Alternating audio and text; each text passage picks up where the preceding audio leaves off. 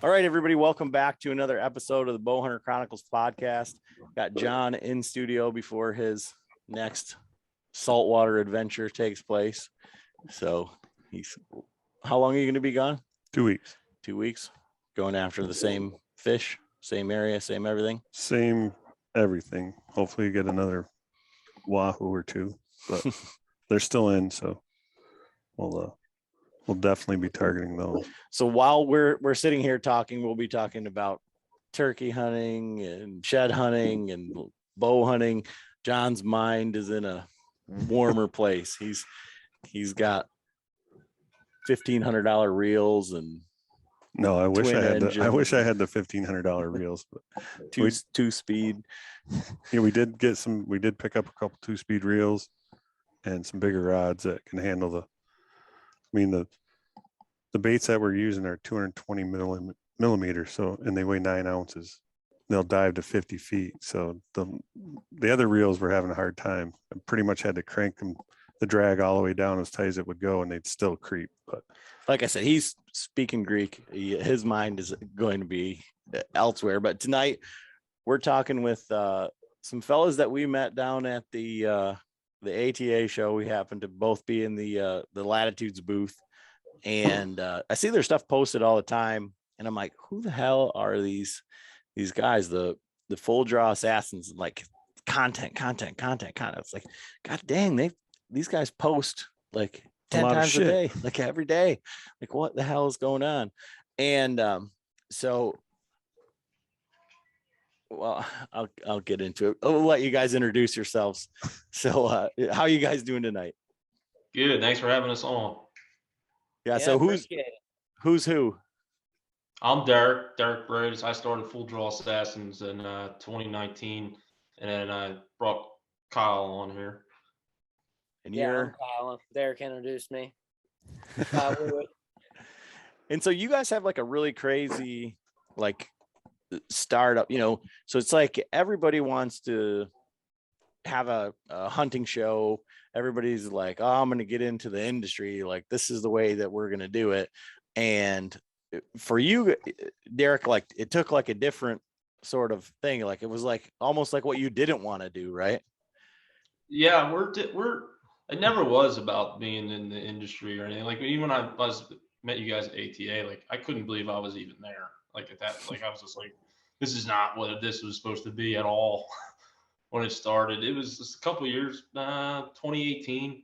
I was just bow hunting with a buddy of mine back in Southeast PA, which is right outside of Philadelphia. So it's even like worse than like the typical PA state with the mountains and stuff. It's like flat, it's just rich. It's just a hard area to hunt. You can't really do much with it. And I wasn't shooting big deer, and we had fun with it. So we're like, but I wanted to film. I always had an interest in filming hunts just for my own personal benefit. My grandfather took me hunting, and he stopped hunting. Just got, I call him lazy. He says he's sick, but that's bullshit. He can get out there.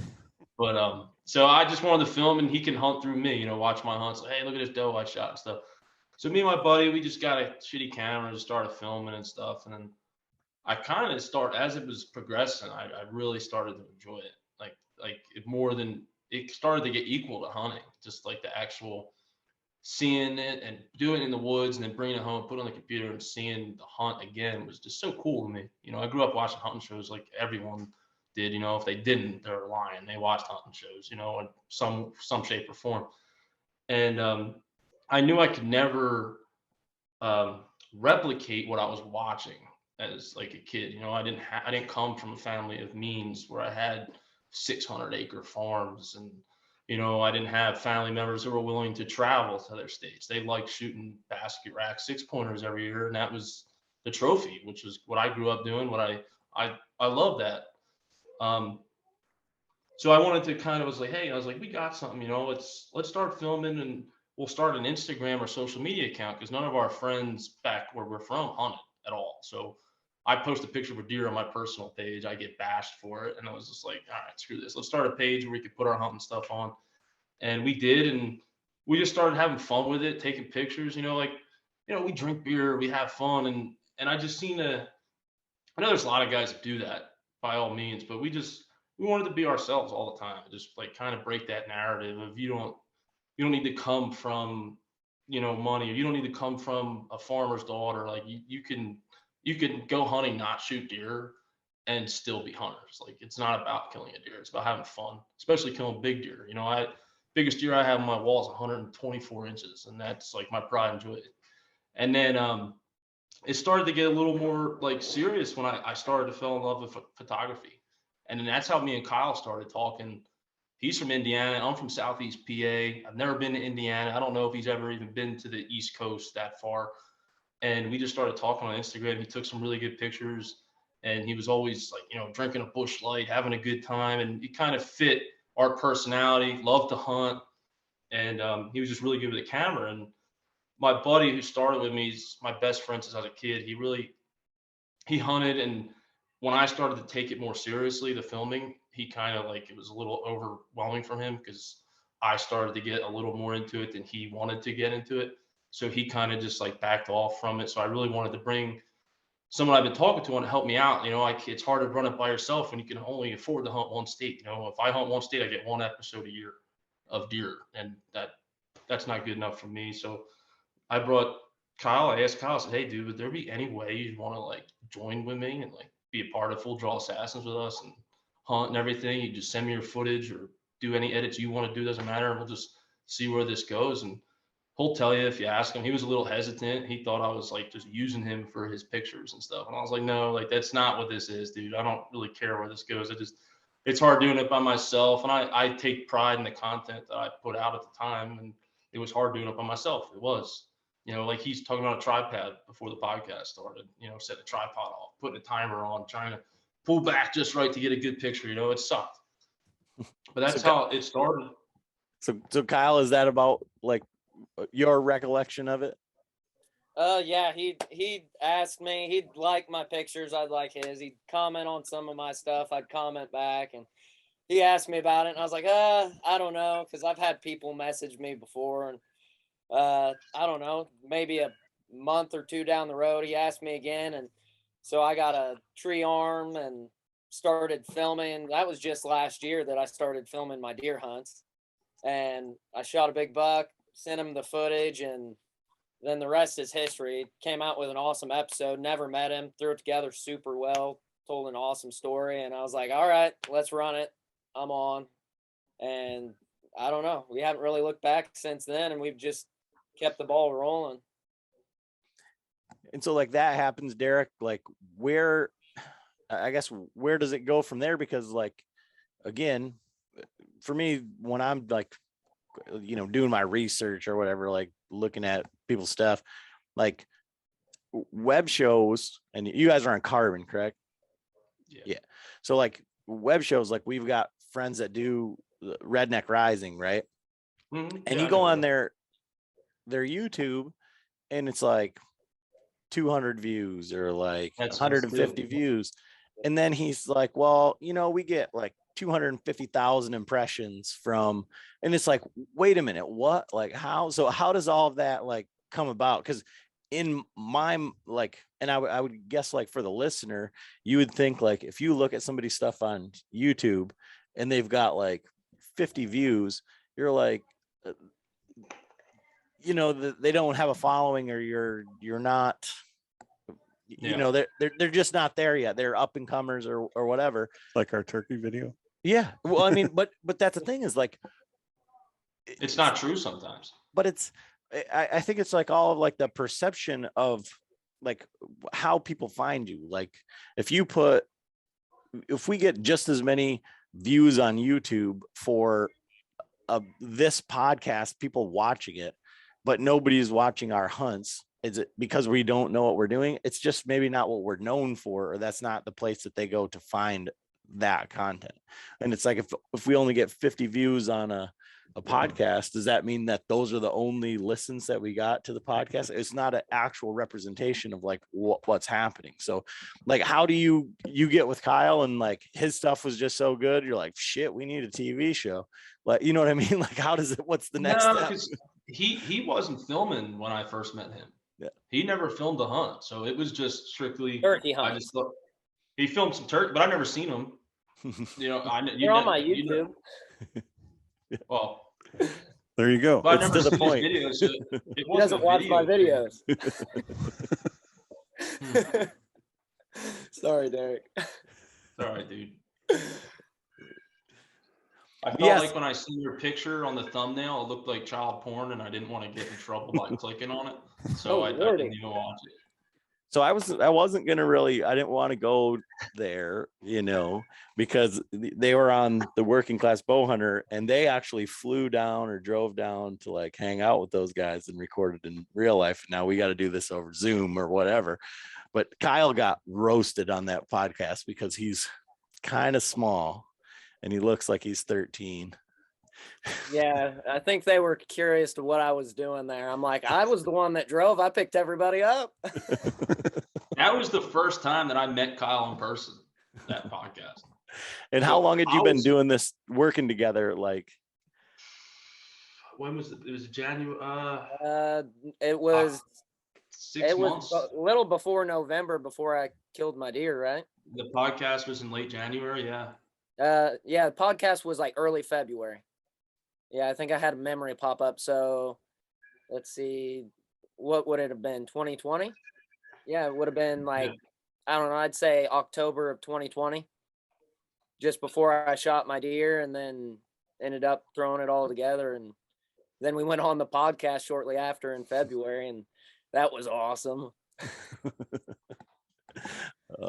yeah. So, but you okay? So you bring Kyle on, and he's starting to film. Like, you guys are getting your man crush chemistry going. Like, your video's awesome. No, your video's awesome. And then like, where do you go from there? Well, my buddy who originally started was still involved. Like, he was still hunting with me and filming, but I kind of just told him, I said, hey, just do what you want to do. Like, I'm not going to pressure you to like you don't have, like, I knew he's not into it. He just hunted, you know. He wasn't even that big of a hunter, to be honest with you. But he's still my best friend. But he was still involved. He was on the podcast too. Kenny, he was there. Then I'm trying to think of a timeline. And then we went into this year, and this was probably March. Well, I'll back up a little bit. Last October, I came out to Ohio, out of state hunt from PA. I hunted 15 straight days. My last day, I was able to arrow probably the biggest deer I've ever seen while hunting, just from where I'm from. And the bad circumstances, couldn't find the deer. I thought it was a good shot. It was a little high. Deer came in at 8 yards on a dime after I hung a hang and bang set, and it was on private property. I hung an XOP set, got the camera arm hooked up, and this deer just ran out of the thicket 8 yards in front of me. Like, I could hear the quad of Kenny getting dropped off in his tree stand. Still, like, we just got set up. So I was just reaction, you know, and I've learned since then, I never used to practice shooting 8 yards from a tree stand. Like, I just never did that. I'll admit that I never did that. So I shot a little high, but I had a complete pass through. I was shooting 2-inch expandable broadheads. I felt comfortable with the shot. It was going to start pouring rain that night. So I was like, hey, I'd rather let him sit, but I really want to get on this deer early. If it's going to pour rain, the neighboring properties, talking to the landowner, he's not the nicest guy with tracking deer. So I really wanted to try to get on this deer. I felt confident with blood for the first 50 yards that I think this deer was dead. We tracked this deer. We did bump him where he was bedded. There was blood everywhere. So we went to get something to eat. This is like 10 o'clock at night. I was like, all right, let's go back. It's pouring down rain. We're not going to, it's a monsoon. I'm not going to find this blood trail if I wait till the next morning. So I'm like, we just have to do it. It sucks, but I have to do it. I can't get a dog at this point. Because it's all thick. We've been through there because I was so confident the deer was dead. We went till probably 2 o'clock in the morning, blood for 400, 500, 600, 700 yards. And then blood just stopped. And that just depleted me. And I cried. I'll admit that. And then I said, never again. I said, I'm packing up. I'm moving 7 hours to Ohio, and I'm going to have this feeling again, but I'm going to have a deer in my truck. So I moved to Ohio. That next year, I bought a house with my wife. Well, we got married here in Ohio. And then fast forward, we moved here in January. Come March, getting ready for turkey season. This is how we got the 2 other guys on our team. I messaged, they had a little group of themselves that they had, and I messaged them and I said, hey, I'm new to Ohio. I see you guys are shooting some big deer. Do you guys hunt public or private? I just see if you don't have to tell me where you're hunting, just, any advice, point me in some right directions. Just, hunters being hunters. And he's like, well, we got turkey season coming up. He's like, we really like your stuff. You want to come turkey hunting with us? And I said, oh, that'd be cool. I was just getting into turkey hunting. I mean, I have turkey hunted. I just never took it full force before. But these guys I can just tell by looking at them. But the content they had, they were really into turkey hunting. So I said, oh, that'd be cool. So I went up there in March, Northeast Ohio, just to go scout some birds with them way before the season started. And it was him and Colton Tyler, and we just spent the whole day together, never met each other. Went out to breakfast, and we just clicked as like on a friendship level. And then we went into getting ready for turkey season. They're like, hey, listen, we want to get you your first Ohio bird. Come up here opening day. You can hunt with us. And I was like, all right, sweet. We went out there, we hunted for a couple of weeks, and then just of us hunting and growing a bond together, I told Kyle, I said, hey man, I really like these guys. I mean, they're really good. They're really good with the camera. They got a lot of good footage from past years.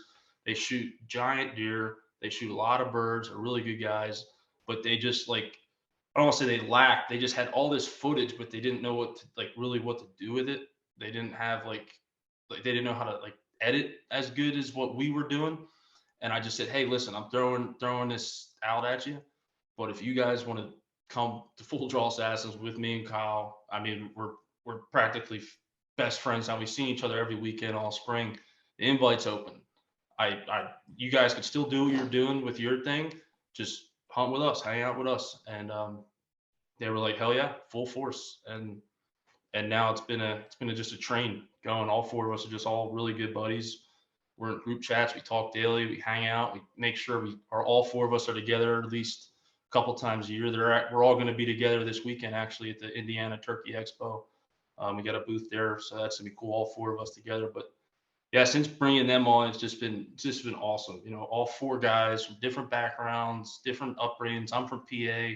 He's from Indiana. Those 2 boys are from Ohio. It's just different thought processes going into one, and it just really makes for a unique type of, I don't want to say show, but just a unique type of content that we bring. We all do things differently, so we can relate to more people. I can relate to guys from, PA, guys from states that are not shooting 170-inch deer every year, in their home state, and guys who have to grind it out to get that 130-inch trophy.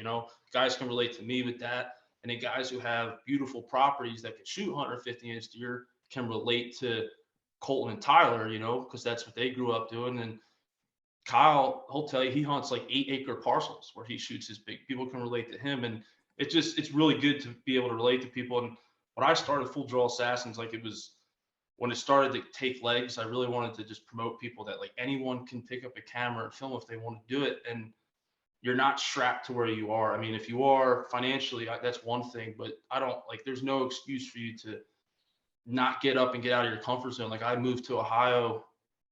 There's circumstances where you can't, obviously, but I don't want to hear that you can't do something. If you want to go to a different state and hunt big deer, go do it. If you want to pick up a camera and film, do it. Just don't try to look up to people.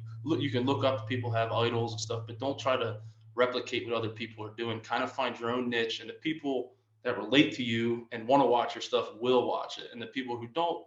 And that's just how it is. How did it end up into a show?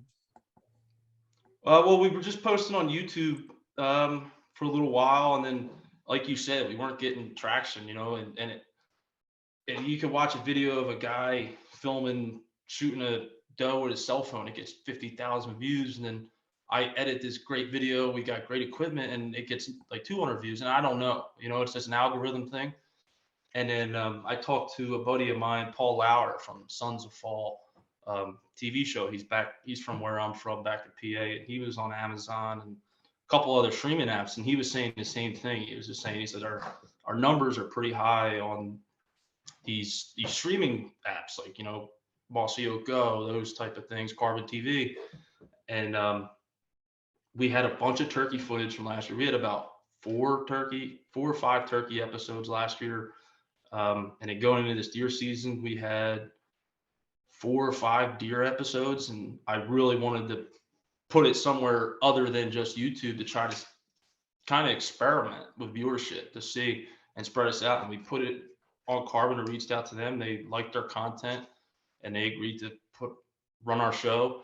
And it's been good. It's been awesome. We try to do it once a week. We did once a week episodes all year, which was, tough when you have a job. You shoot a deer, or one of those guys shoot a deer. I got to edit the footage and get it on there that week. And that was kind of what we wanted to kind of keep people involved. People who follow us on social media, seeing that, hey, we're out on our rutcation on there, see that we shot a deer, and then be able to watch that footage 3 days later, fully edited, fully ready to go on that streaming app. And all our episodes are on YouTube as well. But just Carbon was just really cool because they give us a lot of freedom, and the people who are on there, are diehard hunters who have that app. You have to have something like that to watch hunting shows. And we felt like we were getting to the audience we really, from the beginning, wanted to get to. And so, Kyle, you're sitting there underneath a set of turkey wings and all that. I've again, if you listen to the Working Class Bowhunter episode, that seems like it was more your passion, right? Like the turkey stuff is where what got you into filming a little bit. So I don't know. I went turkey hunting for the first time, sophomore year of high school or middle school, but sophomore year of high school, killed my first bird with my buddy. And that was the first time I actually got to hear a bird gobble up close in person, see one up close strutting, doing its dance. And then I shot him. It was Jake with a 3-inch beard, almost a tom. And I was hooked. I mean, I was sitting against a tree still, and he was up there picking up the bird, and he's looking around. He's like, "What are you doing?" And I was just froze. I was like, "Oh my God." I don't even know what I was thinking. I was shook. I was like, this is awesome. And after that, I slowly got into taking pictures with my iPhone. And once I got into college, freshman year, I got my first camera. And the first thing I did was start chasing turkeys around. And that is my absolute favorite thing to do, is chase them around with a camera. Love hunting them, but seems like you see a lot more action before season comes in. And usually, I'll spend the whole weekend. I'll wake up early, fix some coffee, go out, sit in a spot, owl hoot. I don't call to the birds before season. So I'll kind of just get as close as I can without bumping them, and then just set up on them. And I don't know, something about turkeys, just gorgeous animals. And that's kind of how I ended up loving turkeys, I guess. So it's like the aesthetic part of it more than the calling and that side of it. No, I mean, I wouldn't say I'm a super religious person. I'm faithful, but I don't know. I guess I feel closer to God during turkey. It's hard to explain. I enjoy going out by myself and then sitting down there with a camera, sipping on coffee against a tree, and just to hear a bird gobble kind of just goes right through you. And then to see them, all fanned up, just gorgeous feathers. And I don't know, that's really why, I guess. I just love hearing them gobble and just how they look and just the feeling it gives me inside overall. Where are you from? Specifically? Yeah, well, because one thing that I can't understand, I like turkey hunting, and I think it's super cool, and calling turkeys and the whole the dance, calling them, and when you're talking about that portion of it, when you're call them, you saw all that stuff, my mind automatically goes to elk hunting, because elk hunting is turkey hunting on steroids because of the calling and answering back and all of that sort of stuff. But one thing that I don't understand from diehard like turkey hunters or, you know, whatever. It's like, there's people down south that like don't give two shits about deer hunting or anything. It's like, that's like fifth fiddle to turkey hunting. Like it's all turkey, but that seems to be like a Southern thing. Wouldn't you say? Well, I mean, I'm not sure what the bird population is in It Indiana. seems to be a little lower than it was. It's gotten pretty rough the past few years, if I'm being honest. It has been tough to kill a bird down here in southeastern Indiana where I'm at. You know, you may get lucky and get on a bird, but like where I killed this one, farther up north, southern Michigan, I mean, you're basically buying that thing at the grocery store. I mean, it's crazy. Like, I'm like, wow, if I lived up here, you know, I'd probably get a lot more content. And the birds just, I mean, they just, you know, I could yelp horribly on a mouth call, and you're going to have 3 or 4 of those dudes come running in. And it's just like, oh my God. Like, no wonder these dudes are killing so many birds up here. Yeah. So my history with turkey hunting, I mean, was with my Uncle Frank. And when we first started, this is back in, you know, the 80s, the only birds were like an hour north of us, hour and a half north of us.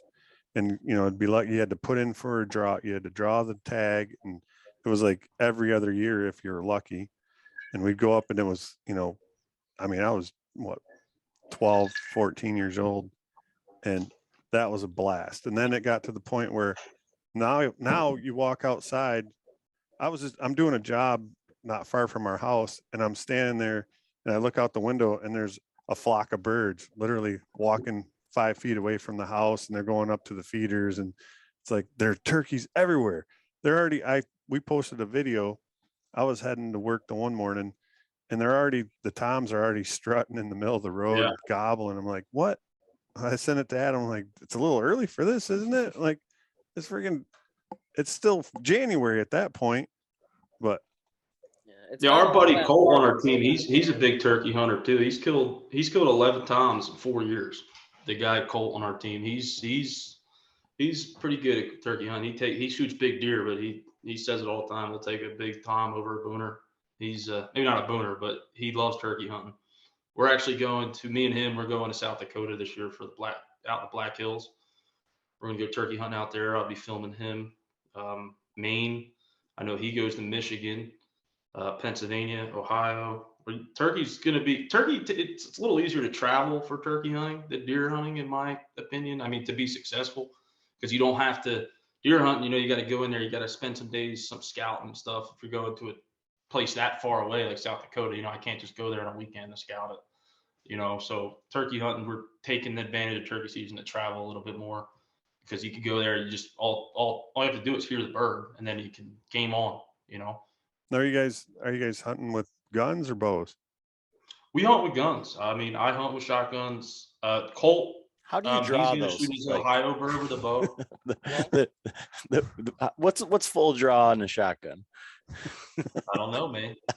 It's all about the assassins. And then it's all about the assassins. Well, turkey season, we actually have a different name. We call it Spursuit, SPURSUIT.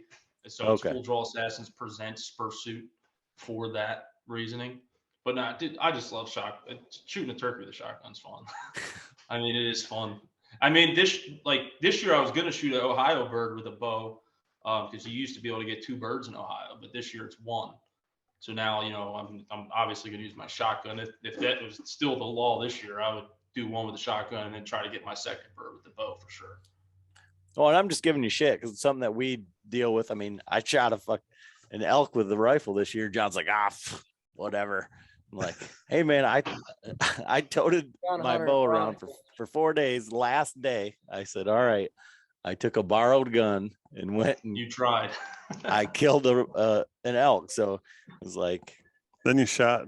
I shot at 2 deer with a rifle and missed like twice. I heard you talk. I listened to you guys. You had Eric on from OK Stunner, right? Yeah, you were told that story. Yeah. Yeah, it's just like whatever. But you know, when you it's like a bold move, right? Like we're the Bowhunter Chronicles. Like they don't want to hear your fish stories, John. Right. They don't want to. I'm the angler archer. It's like, So Bowhunter Chronicles presents Angler Archer. I like it.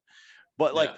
so for me, I didn't grow up turkey hunting or anything like that. Neither did I. I killed my first turkey with Ernie, who was on the podcast, and then I've killed birds myself and called them in and all Shot that. decoys. I shot a decoy. I shot a bearded hen. I didn't even know bearded big was heads the were a decoy? thing. What's that? How big was the decoy? Oh, it was a power Jake. Oh, It was- damn. Deflated. Yeah, it was a freaking Avian X, like $130 decoy that's got Oh, like heck yeah. Yeah, I shot some sillos this year during goose season, so I'm right up there with you. so this one has got like shoe goo on the side of it. It's got hot glue. It still leaks. We tried to Nope. fill it up with The green. with the green slime for your tires. Like we've tried everything and this thing won't stay in The place. shred head. It Yeah. put him down. And the video is on YouTube, but like the turkey run off with my arrow and the head stayed in the decoy. And the turkey flew away with my arrow through its wing. Yeah. And so, but all that to say, like in that time frame, At 5 like yards. since we've started, oh Jesus. Yeah. Those In close this shots are hard, dude. yeah, 8 yards. See, but in Should have this used your 60-yard pin. in this time frame that we've been doing this, I'm the only one who hasn't killed a turkey with my bow, and I've taken the most shots and I've had the most opportunities. Like I've It's like, all right, Adam, come on. what I've missed Well, so 4 or 5 times, so and he's missed all these birds with his compound, and then this last spring he's like, you know what? I'm gonna do it with my longbow. It's like, what? Really? well, I think it was Jason Red. He said, well, if you can miss them with the compound, you can miss them with the longbow too. Like what's the big deal? I mean, why not? Right. But we say that, like John says that, like, oh yeah, you big fucking idiot, right? But in reality, that was like the most fun hunt. Like, Yeah, we had a like freaking we're laughing and like cutting up, and it's like if that was a deer or if that was like, Oh no, yeah. it would have been like the end of the world. Like the video that we got from that hunt, like because we had like I missed that turkey with like 7 cameras running. Like there we had like all Everything these was perfect. One hell of a miss right there. oh, we had all these tacticams set up like all around. So I just hit the button and they all turned on.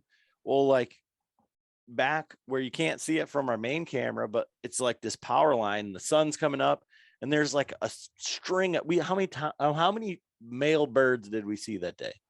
I can't remember now. It was like almost a dozen. It was like 10 or 11 Wow. birds, but there's like 3, 4, 5 jakes, some in the middle of this power line, like looking back at our decoys, gobbling with the sun coming up. And I'm like, you hit the call and it's all together. Like it was just so cool. And then we had them like where like I dropped my phone and I hit the coffee cup and they tinked off. But like John, if the blind window would have been open, he could have just reached out and grabbed them. Like when I missed that turkey that I missed was closer than like we are to the TV right now. Like it's just like ridiculous, but it's so much fun. But all of those birds, all 12 of them, all the 900 that I missed and all the things, they would all be dead with a shotgun. And it's like, it's not that it's like harder, we're trying to make it harder. I'm just having a lot more fun doing it. Brought this the way. fun back to it. Yeah, because it isn't, maybe like to Kyle's point, like there are so many birds around here that to kill one with the shotgun, I don't know, I would say that about deer too, but I fucking missed 2 of them. So maybe I need to bust the shotgun back out. But in reality, the birds are there. So it's like, and we only get 1 bird. So it's over, sometimes it can be over before the sun even comes up, whatever, it's legal, they fly down and you kill them. And that's what, like the year Ernie and I, we were first up. Ernie, I mean, he tagged out half hour after daylight with his bow, and then that night, that afternoon opening day. Yeah, then I got my bird. Yeah, and so that was it, So I don't know. Like I'm still chasing one with my bow. I think the main reason that we use shotguns, like I haven't hunted with Kyle in Indiana. I hunted with him in Ohio down here. Is we run and gun a lot for birds. Like they're not like, we can't just set up in a blind. I mean, Tyler shot one out of a blind this year. That's because he had COVID and no one else was allowed to hunt with him, and he got lucky and shot his bird. But other than that, we're running and gunning hard. So like it's hard with a bow. Oh. Like the stuff that we kind of get into running around. It's I'm not making excuses. I like shooting a turkey with a shotgun. That's the main reason. But it would be a lot more challenging. And we look at turkey season as it's fun. You know, deer season can get stressful, and you know, you're pattern deer, you're having encounters. It's turkey hunting, like you said, you could joke around and have a good time, you know, and it's just shoot a bird, you know, that's what but I don't know. I'll probably go out with my bow eventually, but until I get more birds under my belt, like in general, I'm just going to keep using the shotgun. Yeah. Like the year that I shot the decoy, I missed one later that day, and we were running and gunning, like just me up against a tree. John's looking for his glove, you know. It's just everything that it was just such a fun like thing, just traipsing around. We're all like laid up like and we hunted with my brother, and we were all like laying like in the prone like fucking I don't know, like turkey hunting. I think to your point there, like even about going out of state, like where it's not as stressful, like it would be very difficult, at least for me, and especially if I was going out west where I was going to hunt a different species of bird or something like that, to be like, well, it's got to be at least an 8-inch beard, otherwise I mean if his spurs aren't over an inch, like forget about it, you know, like there's no way, like Tom's a that, Tom. but I don't think that happens like with turkey hunters. Like when you go out of state, you're like, all right, it's got to be Pope and Young, you know. Like for turkeys, it's not, you're not saying, okay, well, this is my criteria. like maybe it's just got to be full fan. Like I don't care what his beard looks like, or you know, whatever. So I don't know. Have you been out there out west, or have you guys traveled to do that before? Colt goes to Florida. He went turkey hunting in Florida. I mean, Kyle, you went to Oklahoma last year, right? Yeah, like 2 years ago. It was a rough trip. Yeah, it was when COVID started and all these states were closing, and Oklahoma's like, hey, why don't you come hunt here? And we're like, okay. And it was the last week of season. I think we drove all the way across the state over in the Panhandle. Like didn't see a bird in the whole state. Seen 3 birds while we were driving in the whole state. We were there a week. Never heard a gobble. Seen some hens, and I mean, we bounced all over the state. We were over like by Texas and the Panhandle, and then we drove all the way across to like by Missouri or whatever. And I mean, we were all over, and the birds were just done there. So we kind of got rubbed a little wrong by Oklahoma, but I don't know. Hoping to maybe go out west once this season if I get the time. But yeah, Oklahoma, I wouldn't recommend. Not for the end of the season anyway, right? But yeah, my buddy's like, you got to find water. And I'm like, dude, I know, but there's like no birds here. They're not gobbling and you can't find them. Makes them impossible to kill. Were you not seeing tracks or anything? Just like there's just like no I mean, turkey sign at all? Nothing. I had some hens come in a few times, called some hens in, had some come past me. 3 toms in the whole state. One was eating out of like a grain bin or something that the horses or whatever were eating out of. Then we drove like 2 hours northeast of there, and I think we seen two strutters in a field at some like refuge type deal. You couldn't hunt them where they were at, and those were all the toms we seen in the whole state. We were there a week, and we were like on the move every day trying to find something, but like never heard a gobble. The birds were pretty well done. I don't know how the toms hid so well, because I mean, you've seen some hens here and there. They weren't super heavy, but like it was just the craziest thing. It was pretty humbling, you know, to go out of state and hunt like that. I was like, it's like, wow, I hope it's not always like this when you go out of state. What part of Oklahoma were you in? Because I went to basic training in Oklahoma, and there's no trees where I was at all. I think we hunted like black kettle or something. I don't know. It was in the Panhandle or next to it. I don't know. I looked up, you know, hashtag on Instagram, Black Kettle, and I seen people killed turkeys like 2 weeks before. The week before there was a huge poaching incident. People killed like 9 birds. They were from like Louisiana or Mississippi or something. Indiana. No. Like, But screw like, these no, there were birds. birds there, but like when we went, it was just like it. I mean, it was felt like I think about 100 degrees every day. It was getting hot. Like the birds were just like done. Yeah, we Like, get that with our birds here too. I mean, I just don't know where they hide. Like that you don't even, you know, jump a bird trying to move through the woods. Yeah, I think more of ours, ours get call shy, I think. And that's because it's not that they're not there. Like you can see them, but they don't respond, or they just turn the other way from the call. they're like, And they're yeah, I like, heard yeah, that. yeah, I've been dealing with that for 2 months, buddy. Like later. I seen 3 of my buddies get shot. Oh man. So like from like what is your like history with like turkey hunting then, Derek? Because you said it sounds like you've just started like in the last Couple decade or years, so. yeah, last 3 years. I mean, we weren't like you said about the name. It was only gonna be a deer hunting, bow hunting thing until Kyle came on, and I was like, all right, this dude turkey hunts a lot, so we can't not, if we're gonna put content out, we got to put some turkey hunting stuff out, obviously. And then I just started getting into it 2 years ago. My first time, like actually, I mean, I've gone out before with like buddies that like we go to a turkey camp upstate PA, and it turns into just drinking all night, and we don't wake up.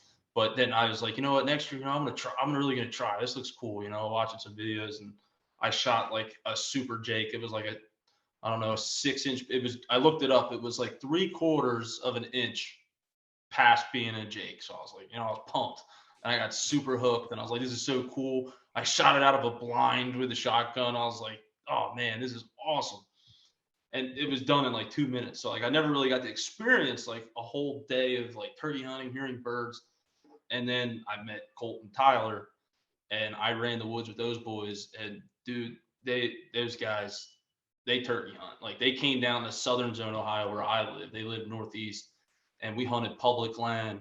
We had me, Colt hunted together, and then Tyler and 2 of their buddies hunted together. They shot a bird on opening day. We shot a bird the next day on public land. Never been there before in 2 days on public land. We got 2 birds out of a 4-person group. And I was like, okay, you guys know what you're doing. Like they're just ridiculous. They lived around, you know, they've done it their whole lives. And that just, I was filming Colt. So Colt's episodes on YouTube. We're dropping our turkey stuff on Carbon from last year, this March. But I filmed him the whole time, just watching him hunt and just getting into the birds we were getting in. It got me hooked just being from behind the camera. And I was like, okay, so this year it's like I'm balls to the wall turkey hunting, because I didn't know what real turkey hunting was until I hunted with like a real turkey hunter. And now we're all like on the same page. Like we all just love turkey hunting, which is Okay. cool. So from that like synopsis or whatever, what do you define as real turkey hunting now, besides what like you were doing? Well, 'Cause I was compared to going to what ask I you was like, doing, yeah, like what have you learned like Chris, in that I time frame? wasn't a real turkey hunter. I would just, I didn't know how to use a mouth call at all. I just put it in my mouth and just blew, and I thought it sounded all right. And I would just drive up to a piece of public land and just be like, okay, there's woods here. There was deer here last year. There's, I guess, deer and turkey hang out together. Like I had no idea. And I would go out there and I'm not seeing a bird. I'm not hearing a gobble. And I'm like, this sucks. Like I'm never doing this again. And then I met a guy at the Harrisburg show when I lived in PA, and he's from Western PA, and we started talking. He was a veteran, I was a veteran, and we just started talking. He's like, hey man, he's like, I don't turkey hunt, but I got like 70 acres in Western PA, and he showed me trail camera pictures. He has like 6 or 7 toms every day, like daylight. I'm like, he's like, dude, I don't turkey hunt. They're everywhere. Just come on out. Let's pick a weekend. And I'm like, all right, sweet. And I went out with my buddy Kenny. He was filming me.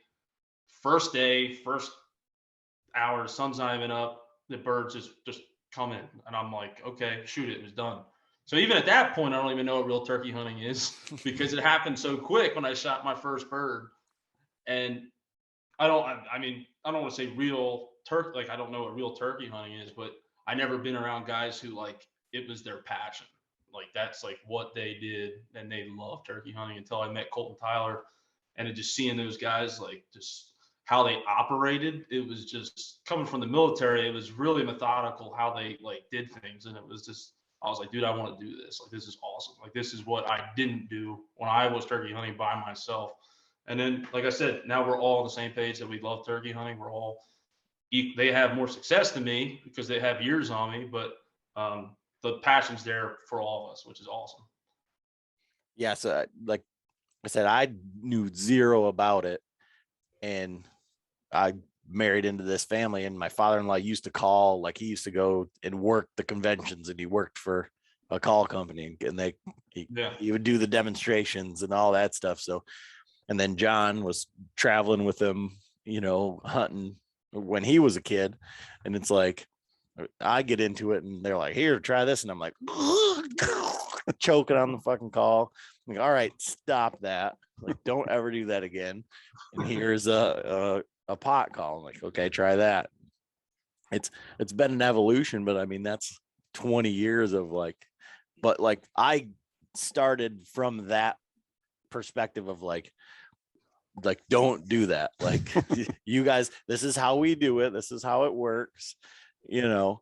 And it's interesting to me because I think, you know, deer hunting is the same way to a degree. Like however you learn to deer hunt is probably, unless you're seeking out like trying to get better, you know, you could have been like, you know, I don't turkey hunt because it's so easy, you just put a blind up and, you know, you wake up and there's turkeys there, you know. And that there's so much more to it, you know, that makes it like the fun part, you know. Right. And the worst, and the same thing would be like with elk, but elk and turkey, like the phantom gobbles or bugles, like you're sitting there, especially like on a windy day, and like, did you hear that? Did you hear that? Like, what way was it from? Like there, like everybody's pointing in a different direction. You're No, like, it's that way.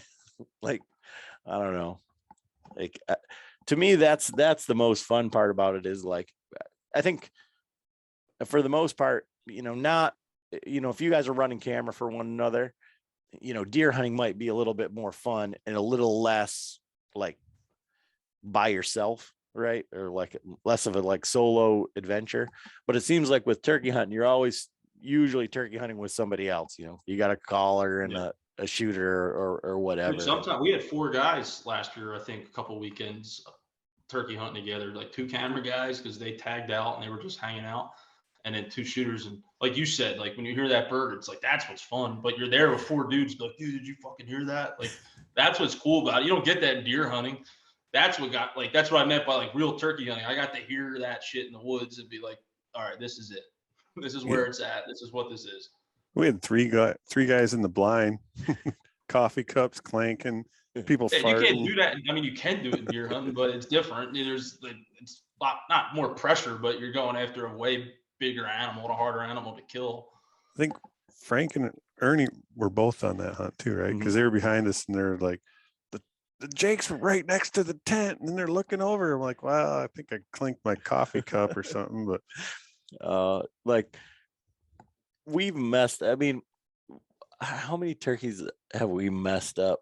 Like we as in you. Oh, it's always my fault. Yeah, John's flawless. And John takes us in and he's like, we just need to go right here. And we like literally set up underneath the turkey. No, like literally, like the turkeys were probably like shitting on us. Like we were that close. Well, because I roosted them the night before. I went out and scouted. I knew the spot and I put them to bed. And I'm like, you know, I didn't see them go up in the roost. I could just tell by their gobbles. I'm like, they're on that tree line and they're about, I don't know, 100 yards out there. So we're going in opening morning and we're going down this 2-track right on that tree line. And I'm like looking at my base map. I'm like, oh shit, we're past my mark. I'm like, so we go back a little bit and we sit up, and then all of a sudden they start gobbling. Like, I can't. I'm like, they're above us. Like, what the hell? You know, and then all of a sudden they pitch down and it's like, well, I could hear them drumming up in the tree. I was like, yeah. And I open up the tent window. I'm like, Adam, do you see him? And they were like, he had his camera and he's like, when he looked at the footage, they end up like literally they were out of frame and they flew down. So they were like above us. Like, That's well, awesome. I pinpointed him, but we got a little too close. At least you didn't bump him out of the roost. Oh yeah, Sounds and like you got in tight. yeah. And he set up a big blind, like we got all our camera gear set up and everything. Like, Then, I Hey, did then- that then one walk time back when and I was up forth. in Michigan, and we're like, he's like, hey, the birds are, pretty close to here. Turkey ends up gobbling. He's right on top of us. It's just a lot of fun. It was hilarious. We're like, oh my God, set up this whole big ass blind and never jumped him out of the roost. Then he I think- pitches down, comes into the decoys, and then he's over there flopping. I mean, that quick. Well, that happened with me and Colt, our first turkey hunt. So, like I said, Colt's a big turkey hunter. He's killed a lot of birds. He loves turkey hunting. Our first hunt together was the public land last year, and that's our like second time ever hanging out. So, like, we're not at that level where we're not at that level of friends yet, where you could just tell them to fuck off or someone to fuck off. And so we get to this piece of public. We went there the night before. We didn't roost any birds, but I seen a lot of tracks there when I was shed hunting the year before. So I was like, all right, let's go here. And we get off the truck, we walk out there, and you hear a bird, and it sounds like it's a mile away. He's like, dude, let's run. And he starts sprinting to the truck. And I'm like, all right, let's go, dude. I'm running camera for him. We're sprinting to the truck. And then we get to the truck. We drive to where he's like, I think it was right here. So we go up where we thought it was. We called from the road. All right, when we got out of the truck, he got out, he called, and he heard it to see what side of the road it was on. It was on the left side. So we went up to the top of the hill. I got a camera, I got a GoPro. I'm holding his GoPro for him. So we got 3 cameras. I'm running up there. We set up, and we're in like this real thick area. It's the only area that we really can set up before we get too close to this bird. You can only see about, 30 yards in front of you. And he's like to my left, sitting in front of me. I'm behind him running the main camera, and the GoPro's attached to a branch above me. And I just hear this bird hammer. And I was like, me being like the film guy, like I just want to get everything on footage. Like that's my thing. I go to reach to turn the camera on, and all of a sudden he looks at me. He's like, dude, that bird was right there. It saw you. And he looked at me. You know how they talk about the fuck me eyes? He gave me the eyes like I want to fucking kill you. But it was his first time like hanging out with me. So till this day, I'm like, dude, how bad did you want to just like beat this shit out of me? And he's like, and he was just super nice about it. He's like, oh man, I don't think he saw you. I don't know. I'm like, He saw you. now he's like, you screwed that whole shit up, right? And I was like, That's what. sorry. So Ernie's done that. I mean, I've been on hunts. I mean, like years ago when we first started, when it was really tough. And I remember, Frank was like one of the best callers in the Midwest. I mean, he did seminar, or he went to all the shows and was a salesman for Rod Benson Calls here in Michigan. I remember like we took another buddy of my dad and my Uncle Frank, and we get out there and we're sitting by the tree and the birds are coming in and he's over there fidgeting. Next thing you know, you hear, the alarm put, and then they're gone. And he's like, whoa, what happened? Like, you're over there moving. Like, well, I wasn't moving much. Like, you can go like this, and that bird 100 yards away is going to be like, see ya. Mhm. I mean, Oh yeah, you gotta be careful taking the safety off your gun.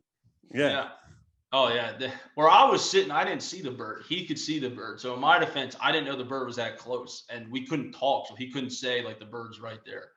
Yeah. But Oh, you yeah. heard him start. He putted, and I was like, all right, dude. And then we shot a bird the next day, and everything was forgotten. well, and that's one of the that was a hard thing. that's one of the things with turkey hunting is like learning, like what John said. Like, so if you only had your first experience there where the birds come in and you shot them and it's 2 minutes, you didn't get to hear like an alarm putt or like, when the bird stops gobbling or hangs up or whatever, and like the nuanced stuff to be like, all right, well, if I stop calling, then he's gonna gobble in 10 minutes, 15 minutes, because he's still trying to figure out like where you're at, like all that like stuff that takes a lot of time to learn. And and figure out. I mean, I'd think of the one, like from what you were saying, like my wife, like she hates turkey hunting with me because every time, like I move whenever I am comfortable moving, but like I also know that it's safe to move that at that point, you know. And my wife, she's always moving around and she's like, how come you can hit your face and I can't? I'm getting eaten alive by myself. I'm like, shut the fuck up. Like that's enough. like she hates it. Like, oh yeah. You guys get to bring coffee? Yeah. Well, yeah, we're in a blind. We start out in a blind and then we run and gun usually. Yeah. What plan A is blind, and then, you know, once, like my favorite story about, like, although I did run and gun in the blind. Remember that? Like I look like cartoon. Yeah. Like I'm sneaking with my 10 on me. But like not knowing turkey hunting, you know, my brother, he's killed a bunch of birds. He's killed birds now with his bow and called them in for my nephew and all this stuff. And like, we didn't grow up turkey hunting.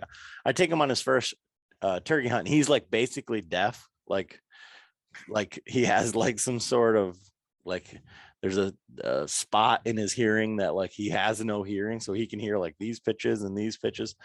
And but it's like in our family, it's terrible. But anyways, so these birds are just hammering like everywhere. And me and it's him and his wife, is like, you hear those turkeys? And my brother's like, I called in the biggest turkey that I've ever seen, like beard dragging on the ground, like, and I got hemmed up because the turkeys were over here. I knew that they were roosted over there. And like whatever the boss hen was, I was just doing exactly what she was doing. And she was pissed and she was coming towards me. So she pulled them right past my brother. But inadvertently from the other way, I'd called in another hen and she was like basically like right at my feet. So I couldn't call anymore. I just had to stop and just not move. And those turkeys walked past my brother at about 40 yards. And he's got a Browning BPS 10 gauge that like kills him out to like 60. And he's like, oh, they're too far. And they went on and I couldn't call him back. So I walk over to my brother and he's like, what are we doing? This is a great spot. And I'm like, it's not like deer hunting. This isn't like a runway. Like there's not going to be any more turkeys. Like they were sleeping up there. They flew down and now they're somewhere else. So we got to go find other turkeys. And he's like, oh man, I thought you just put me in a really good spot. Like, no, it's not how turkey hunting works. Like not at all. And you should have shot that one. Yeah. Oh my God. Oh, so that turkey was huge. But it's all about learning those like little things, and like turkey hunting and not being able to hear is definitely that's what's fun for us. I mean, like even when you shot at the bird with the longbow, man, we're having a blast. So, and John called in those birds, but like John's not the greatest caller. Like I used to be really good at it, but was that when my slate was wet? Yeah. Because like I'm listening to it back on the video, and it's just like, yeah. I'm like, our guy Colt on our team, he says it all. He's a great caller. I've been practicing, but he says it all the time. It's like, it's not about the call, it's about when and when not to call when it comes to turkeys, honestly. Because you call too much, that bird's not going to come in. As long as you remotely sound like a turkey, just from my experience that I have with them, it's just when to put it away and when to pick it up is really going to turn if that bird comes in. There's certainly something to be said about that, and that's true to an extent, but like, and what they're saying. But when you hear Frank call, like when you hear my father, you're like it's you're that good of a it's caller, a whole nother right. It's a whole nother level of like, because I know like, what I sound like when I call, and I can hear like when John calls and like what he sounds like. God forbid Ernie calls, but like when Frank calls, it's a whole nother like it's like he's actually having a conversation with these turkeys, like it doesn't matter and it's the turkeys that are like one of the ones that I missed with my bow when we were running and gunning. He called that turkey from over like 600 yards away. Like we saw him cross the road. We circled around like a mile or so and got back in there, heard a gobble, set up as close as we could. And this turkey just came like on a string. It took a long time, but it was long enough till we set up. And then I was like, man, I just lost one of my brand new gloves. So I walked all the way back to the truck, backtracked, then came all the way back and sat back down. And then they were still calling that bird. And then I heard the shot, and he killed a stump on that one. Yeah, hit a branch. But it was, this turkey was like running in, and it was going because of the way that we were set up. Frank kept moving back and back and back, and he actually circled around. So the turkey was not going to come like where I needed him to go. He was going to the call. Yeah. So it was like I could shoot him here or not at all. Yeah. So it was, what are you going to do? But I don't know. So you're headed out west. What about you, Kyle? What do you have going this year for turkey? I don't have a whole lot planned. Hoping to make it up to Michigan. May hit up Kentucky with my buddy, and then may make time to go out west. So I'm doing line work now, and everything's kind of busy. Just got in the apprenticeship, and I don't know when I'm going to have to go to climbing school, and that's like 2 weeks long over in Ohio. So I've just got a lot going on. So I'm kind of just playing it by ear. Definitely going to take off to hunt opening week in Indiana. Then after that, it's kind of a crapshoot, and wherever I go, and may take off work and hit up somewhere. I'm kind of the grunt, so if I can get off, I'll take off. But if not, I guess it is what it is. Making money. Be shooting them from the pole. It wouldn't be bad. Shoot them out of my climbing gear. Yeah. So on that podcast, you guys were like, yeah, we're not saddle guys, but we just started talking to the Latitude guys. I think we're going to use it. Like, so how did you end up like, cause like that's who you're at ATA with. And that's like, kind of where I saw your content first was like through Latitudes and stuff. So like, how is that like mindset changed? Well, that stems back to when I came out to Ohio to hunt public when I lived in PA. I hunted out of an XOP stand with sticks.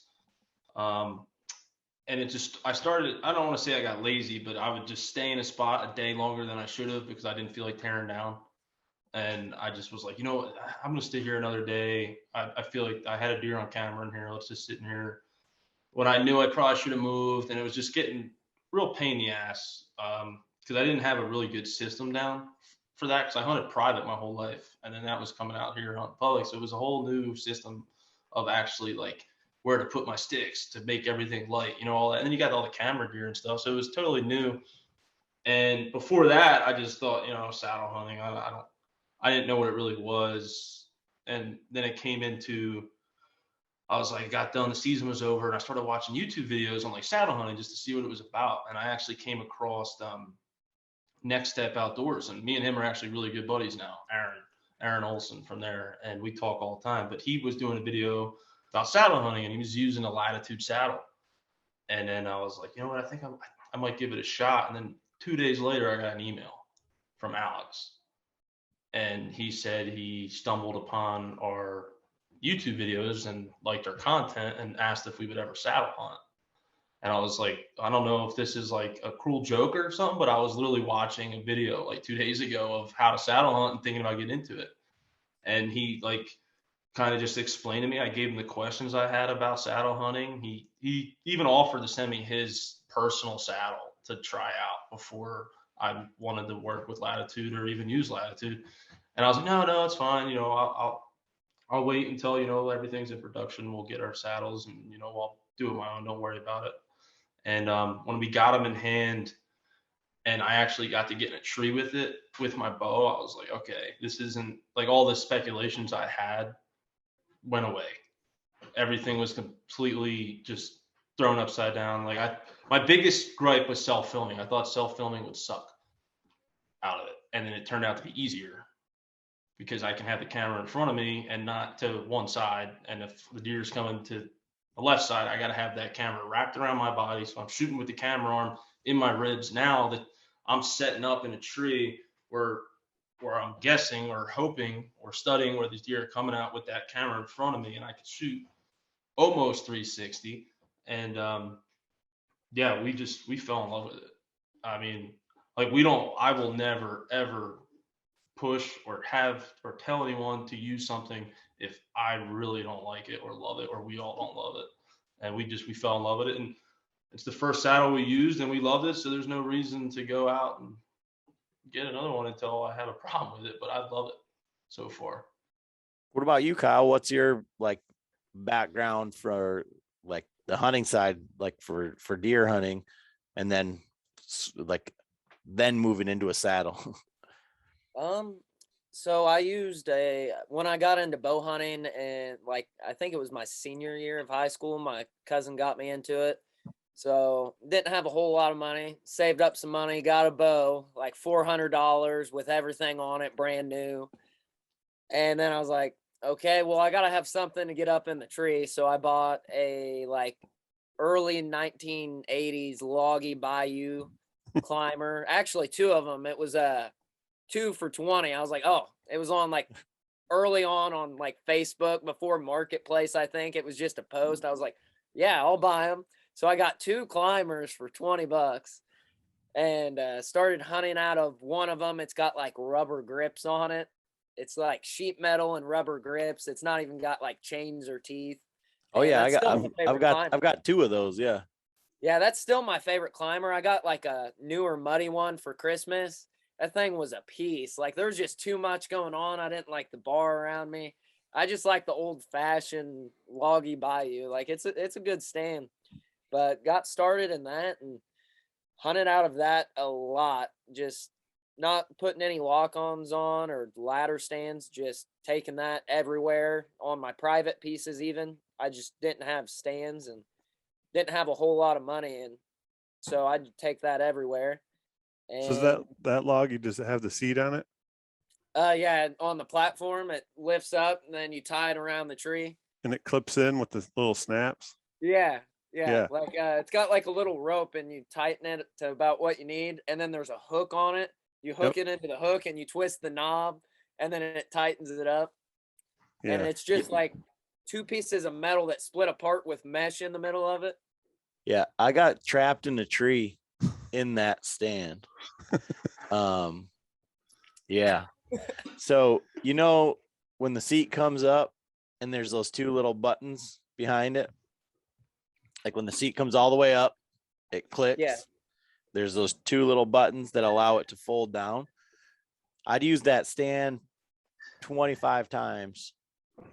Never engaged the button. Never engaged the buttons. Oh, I didn't even know about those buttons. Yeah. So I didn't know there was buttons. The seat will not fold down if you don't put those buttons in. It's like a detent button where, like on a Yeah, you push it in and it extends. Yeah. Yes. Yeah. So mine, I'm gonna have to look at mine. I didn't know that. And I've used mine a lot. Yeah. So I'm up in a tree, 20 feet, going to get down, and I can't get the seat down. And I can't figure out why it won't go down.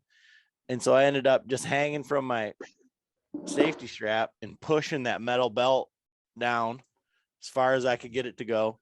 Then standing on the seat, pulling it down. Finally, I got like 8 feet off the ground. And I just lowered myself down and jumped. And I climbed back up and pulled the pin and the whole thing. And my face hurt from being so angry and so like pissed off.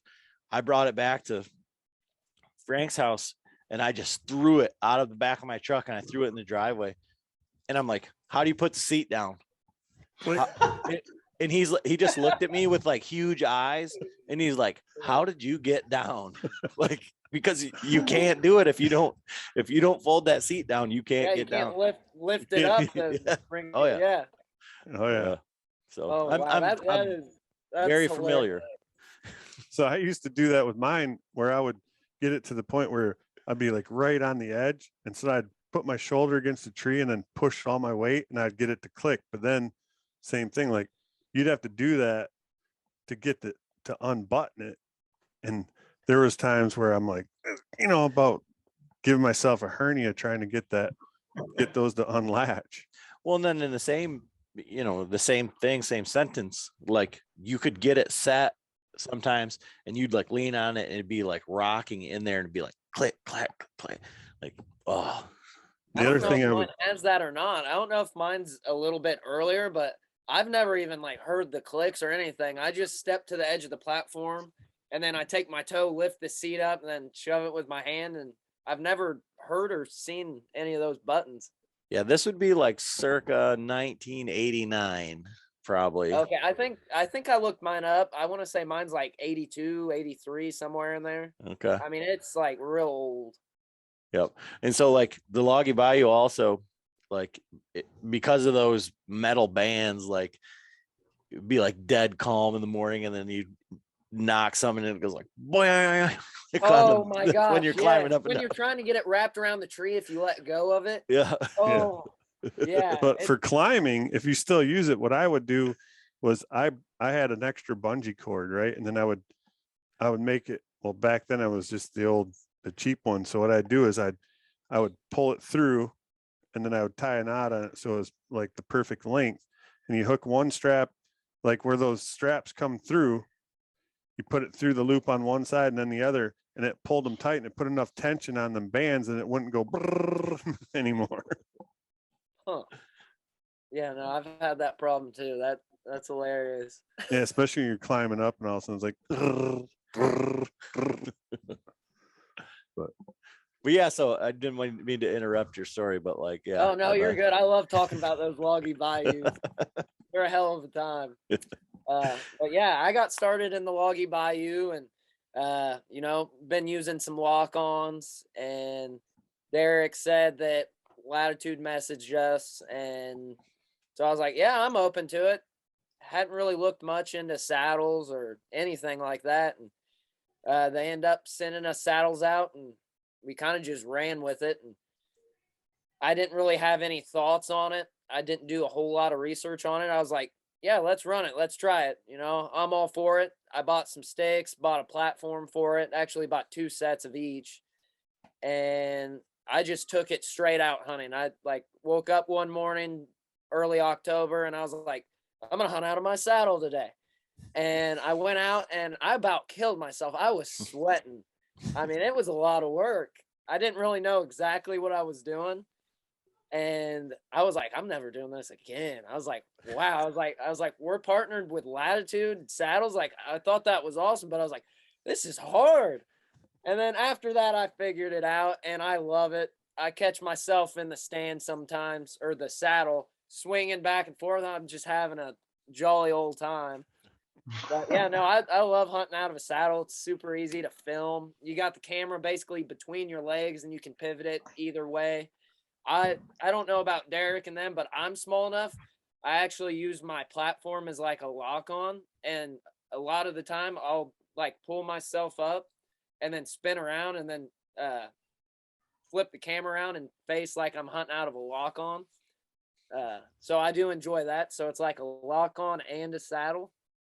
I'll do that same thing. I throw my bridge and the tether over my shoulder. Yeah. And then I just can stand up and look the opposite way. Yeah. It's helped us out a lot though, hasn't it? It's helped us out a lot for filming too. Like just being a camera guy, like not hunting, like if one of us is hunting a tree stand or like a lock on, we don't need to set a double set now. The guy just comes out with the platform. The guy goes up in his tree stand, sets the saddle platform up for the camera guy. I climb up, get in the saddle, and I'm filming him out of the tree stand. So we've used that probably 50-50, used it as a camera guy versus hunting. But just makes things a lot easier for us, a lot lighter. So that's who they went down to ATA with, right? And so if you've made it this far in the podcast, we owe you something. So have you guys ever listened to the Hang and Hunt podcast? No. Okay. So the Hang and Hunt podcast is Taylor Chamberlain. Taylor Chamberlain and Billy Phillips, and they do hunt urban. That they're big with tethered, and they put out some amazing content, and they're freaking hilarious. Well, they have a podcast out called The Dark Side of the ATA, and they're retelling a story that's a bunch of different stories all combined about one of your fateful nights at the ATA show. So, What? and these two look like they're like deer in headlights here. What's the name of this podcast? Wait, are you, like ours, like mine and Derek's? Yes. Oh my gosh. There's no names that have been I don't even think they know the names. they don't even know the names of the people of the story that they're telling, but the people that they do know their names, they don't say any names. yeah, they don't say any names. Oh my But But it's I was about pissing my pants. Well, now they know. Thanks, guys. Well, it's nice talking to you guys. Oh, I said if they made it this far into the podcast, they need to listen to that. And so that's you guys need to listen to that and then say, okay, how did this really happen? Listen, you were one step away from being involved in that story. I understand that. That's why it was just so crazy. All you had like, to do was get in the truck. right? But just when Billy he messaged me and he's like we was talking something about ATA, like, and I think we even talked about like he's like we need to talk about like the dark side of the ATA show. And then I was like, oh my gosh. And he's like, oh, you wait, just wait.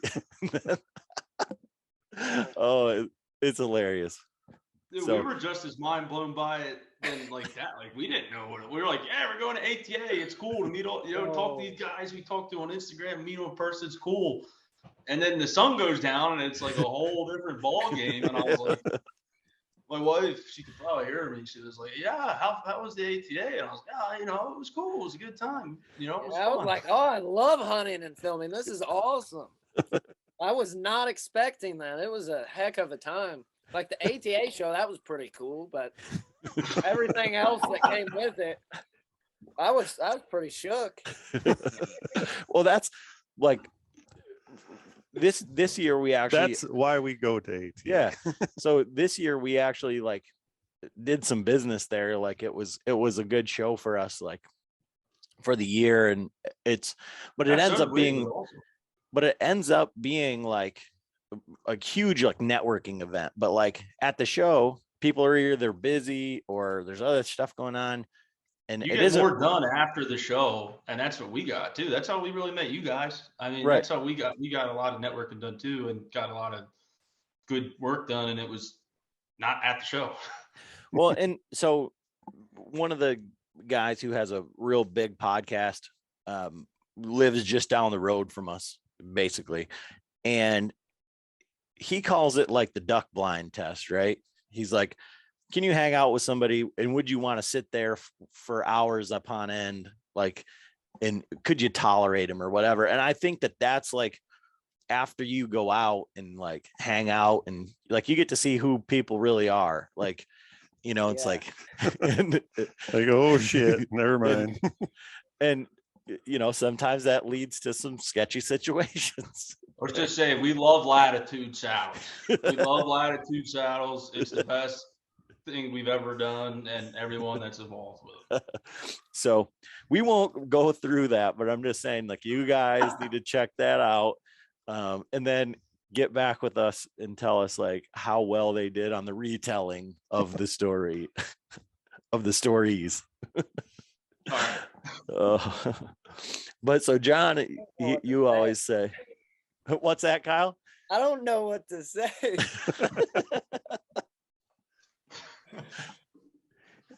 All right, so we're going to change subjects. One of the questions I always ask our guests are, what bow setups are you guys shooting? So one of you go first. I'm shooting the. You go first. Sorry. I'm shooting a Matthews Triax. I got an IQ bow sight. I need to get a new sight on it. I have a new string I'm gonna put on it. I think it's like a gas bowstring. Mm-hmm. But really, it's only my second bow. I kind of jumped from a fully set up bow for $400 to, a bare bow for $1,000. And so I kind of built it, I want to say 3 years ago when it came out. Yep.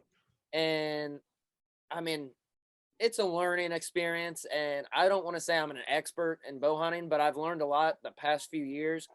And it works. I've shot a couple nice bucks with it. I just think it could be better. Like my sight, it's kind of junk. The IQ part of it doesn't even work. Yeah. And stabilizer, I think it's good. Maybe it could be a little longer. I don't know, but what rest you basically- shooting? Say what? What rest you shooting? The QAD. Okay. Yep. What arrows? I just switched this 2 years ago. It's the Easton 6.5s. Okay. What and broadheads? Montec G5. All right. Nice. Yeah, hard hitting. I love those broadheads. I used to use Rage, and I just didn't have any luck. They were all falling apart on me every time I went out, and shot a couple nice bucks. Didn't find them. Blamed it on the broadheads and switched. And ever since then, been using Montec. So one of the things with those Rages or whatever, and I'm not like poking fun at you, but what's your draw length? Because you're 27 and a half. okay. So that's not What that bad. pounds? What pound are you shooting?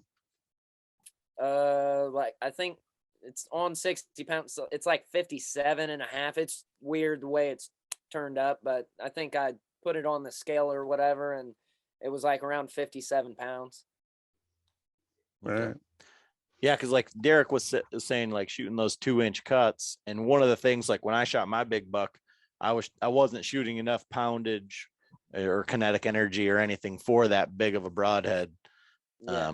It's something that I learned after too. the fact. After the fact, yeah. Yeah, I learned that. I mean, I've shot some studs that I never found. I have nice deer on my wall, but when I first started hunting this one property, I think I ended up shooting 3 bucks out there in 3 years, and I didn't find them. And the first one I shot, I want to say, was around 170.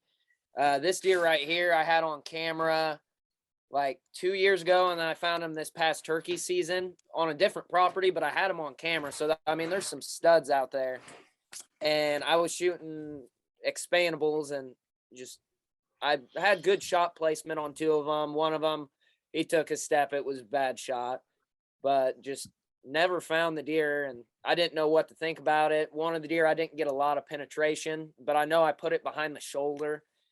And so I ended up switching because of what you said, is not having enough like kinetic energy to get it to expand and make Right. it through. And then, they were falling apart on me, and it's just simple to pull it out and poke it in the bow and go. Even the buck that you shot that I edited for you, you hit him right in the heart. And how much penetration did you have? I mean, it went all the way through and hit opposite side shoulder. Okay. In the video, Yeah, I was a little nervous because I had that happen before where the arrow sticks in him, and I'm like, oh, here we go again. I thought I had a perfect shot, but it hit his offside shoulder, and when he took off, he broke it, and the arrow fell out. And he went like, I don't know, 35, 40 yards maybe. I mean, he was done. I shot him straight through the heart. It was pretty cool having the little Montec like triangle right in the center of his heart. Nice. That was a proud moment. I shot a lot to get to that point. All right. So what's your setup? I'm shooting the Matthews VXR, the 28-inch. I got the React Pro sight QAD rest. Shooting full metal jackets, 300 spine. I run 4 fletch, and this year I switched to. I used to shoot Swacker forever. It was cheaper and broadhead, but it worked for me. I killed deer with them. I lost deer with them, but then the deer in Ohio that we talked about that I didn't find, that if I had the broadheads I'm using this year on that deer, I would have found that deer. I just, no doubt in my mind, because I made a similar shot on a big doe this year, and she ran like 50 yards and piled up. And I was shooting Swacker, and I said, all right, never again. And it's hard to blame the broadhead because it's all about shot placement at the end of the day. I mean, it is. But I just found that I switched to Sever this year, and I made it's the first episode we have on Carbon. I made a not so perfect shot on the deer on the big doe opening day, and she ran about 50 yards, piled up. But the Sever was just, it looked so forgiving to me after like gutting the deer and seeing where I hit it and what it actually did to that deer. So I'm kind of sticking with them for now, just from that experience. But at the end of the day, like, it's all about shot placement. You know, I don't target shoot. I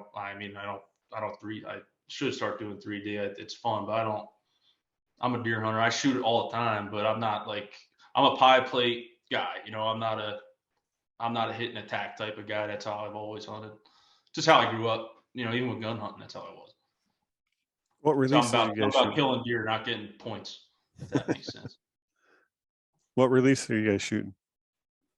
I'm shooting a true ball thumb release. Mine's nothing special. It's the same release when I bought my first bow at Bass Pro. I think it's one of their, I think it's their brand, Blackout. It's some blackout release, but I mean, it works. I like it. I don't feel like I need to buy a new release. And I've been using that for, I don't know, about the past 8 years or so. I'd say something like that. Cool. Yeah, stick with what works. I mean, It hasn't broke yet, and I've only lost it a couple times. So I have orange duct tape now that I put on anything that I have the potential of losing. So I thought about that today. I lost my GoPro. I called Derek and told him, I was like, dude, I lost my GoPro for like a half hour. I actually put it on our story. It was stupid too. I seen a possum. I was like, oh, I get my backpack, put it on my chest. I'm digging my camera out of there, and my GoPro's in the water bottle pocket. And I flipped the bag back around without zipping it, so it's all loose. And I go to like get the camera ready, and I change the settings a little bit, and this possum takes off. And I'm like, oh, I'm chasing this dude down. He's not that fast. And I chase him for about 75 yards or so. And then he runs behind this tree, and I get around there, and he's got this little hole dug out, and he's gone. And then I feel my bag, and I'm like, my GoPro's gone. And I turn around and look. I'm like, I don't even know where I came from. I was chasing a possum, holding my camera up, and my neck got all hot. My stomach started feeling weird. I was like, oh no, the sun's setting. I'm in the middle of the woods, and everything looks the same. And I'm like, I can't call it. You know, I get on my phone. I'm like, how to find a lost GoPro. Like, and I'm walking and watching a YouTube video, listening to this. And finally, after about, I don't know, somewhere between like 20 minutes and a half hour, I found this thing by luck. And it was right where the possum went into the hole. I didn't even see that I dropped it right where I ended. So yeah, there's going to be orange tape going on that thing. yeah, I got a GPS in the UP somewhere. That same thing. That was a big buck chasing a doe. You can't GPS that? Yeah, exactly. And it was, of course, like I bought the camouflage one because that was like, you know, that made sense. right. Like, yeah, idiot. I spent probably 2 hours one day looking for my rangefinder because it's in a camouflage case, and I was in a new spot, and I was up clearing out some shooting lanes, like knocking some brush, and I'd been jumping up and down, and then I get halfway back to my truck, and I'm like, where's my freaking rangefinder? What the hell? Well, what happened was the clip on it had the snap clip, that part broke off, so it was basically just a hook. Oh no. Yeah, So camo's like, cool till you lose something. right. Yeah. And so I walked around, and I mean, I did that whole section, and I was like, finally I found it like under the tree that I was planning on climbing. So like, That's always a relief when you like actually find it. It's like, oh my gosh, like right. you were already like writing it off, like, okay, where are we Yep. going from here? How do we come back from this? Oh man. Well, guys, I think that's kind of all we got for today. Where can people follow along with like what you're doing, and like what do you guys have coming up? Well, this Wednesday we got the Indiana Deer and Turkey Expo. We'll be there. We're at booth 267. It's our first trade show as a group, just doing us. We'll all be together. Come hang out. We got shirts, hats, stuff like. I know this probably won't be. The show's gonna be done after this, but after that we're gonna be selling a bunch of shirts and stuff that we have from the show left over, and some more stuff. It's something cool for us to just get together. And after ATA was kind of where we really wanted to do that. It's like having that human interaction is 10 times better than social media. It's like I hate it. I'd rather do that once a month than have social media. Just be able to talk to you guys and talk to everyone. So that was kind of why we did that. And we're going to probably continue to keep doing that, hit the 2 or 3 shows, 1 or 2, 3 shows a year, and get to meet some people. So, but yeah, you can find us on Carbon TV. Our turkey episodes are going to be launched from last year, March 4th. And then we got a lot of turkey episodes coming this spring. They'll be on there. And then all our deer episodes are on there. And obviously on Instagram, Facebook. What'd you say? Sick new turkey logo. Yeah, we got a new turkey logo, kind of separated a little bit from our full draw Assassin's deer hunting seasons. We'll be probably announcing that around March 4th when those episodes drop. And yeah, that's pretty much it. And we did start a group on Facebook. If anyone wants to join, it's full FDA Nation. It's kind of anyone can just get on there, and like we said, you can just go on there. You can make fun of us, you can agree with us, and just tell us how you're doing. Tell us how you're hunting, what you do, whether you're in it for just photography, for video, or you just love hunting. Come over, join the group, hang out, meet people, and kind of do what we did. Because from starting Full Draw Assassins, I get asked a lot, like what's like one of the good things about it, like, you know, doing this. And the number one thing is relationships with people that we've met and I've met through this that I would have never met before if I didn't do this. You know, I grew up right outside of Philadelphia. Now I got 3 brothers, 1 from Indiana, 2 from Ohio. And it's just crazy. So yeah, you never know. You might go on our group and meet someone that you never knew you got along with. So yeah, that's pretty much it. That's who we are, and thanks for having us on. I appreciate it. Yeah, no problem. Thanks, guys. Yeah, it's been one hell of a time. Appreciate it.